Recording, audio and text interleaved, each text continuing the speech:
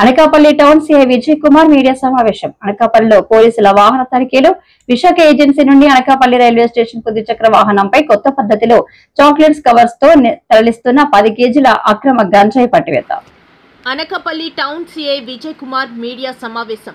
అనకాపల్లిలో పోలీసుల వాహన తనిఖీలు. విశాఖ ఏజెన్సీ నుండి అనకాపల్లి రైల్వే స్టేషన్ కు ద్విచక్ర వాహనంపై కొత్త పద్ధతిలో చాక్లెట్స్ కవర్స్ లో తరలిస్తున్న 10 కేజీల అక్రమ గంజాయి పట్టివేత.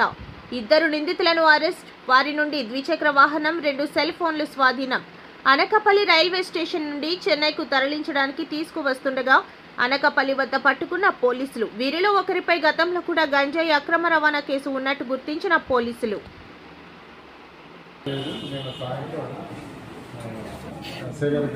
సమాచారం మేరకు గూడ్షెడ్ జంక్షన్లో ఒక అనుమానంగా బైక్ మీద వెళ్తుంటే ట్రాఫిక్ పోలీసు అదేవిధంగా మా ఎస్ఐ గారు వాళ్ళ షాప్తో పాటు పట్టుకోవడం జరిగింది.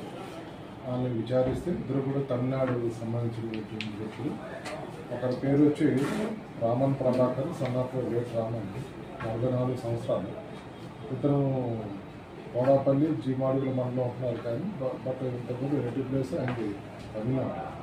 అదేవిధంగా ఇంకొకరు జేవీరన్ కార్తి వీరదేవన్, సన్నాఫ్ కార్తి వీరదేవరు.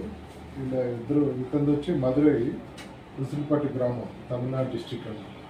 సో ఇందులో ఎవరైతే దేవర్ అన్న ఉన్నాడో సెకండ్ పర్సన్ చెన్నైలోని ఆవడి ఆ ప్రాంతంలో చిన్న ప్యాకెట్స్ కింద అమ్మడం కోసం ఇక్కడ 10 కిలోలు గంజా వాళ్ళ దగ్గర పట్టుకోవడం జరిగింది.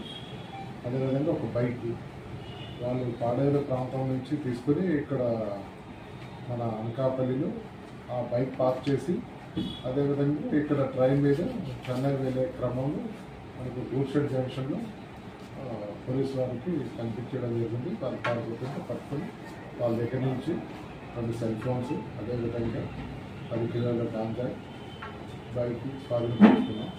ఈ కేసు దర్యాప్తులో ఉంది. ఈరోజు రిమాండ్ నిమిత్తం కోర్టుకు తరలించడం జరిగింది. గతంలో వాళ్ళ మీద ఏం కేసులు ఉన్నాయండి?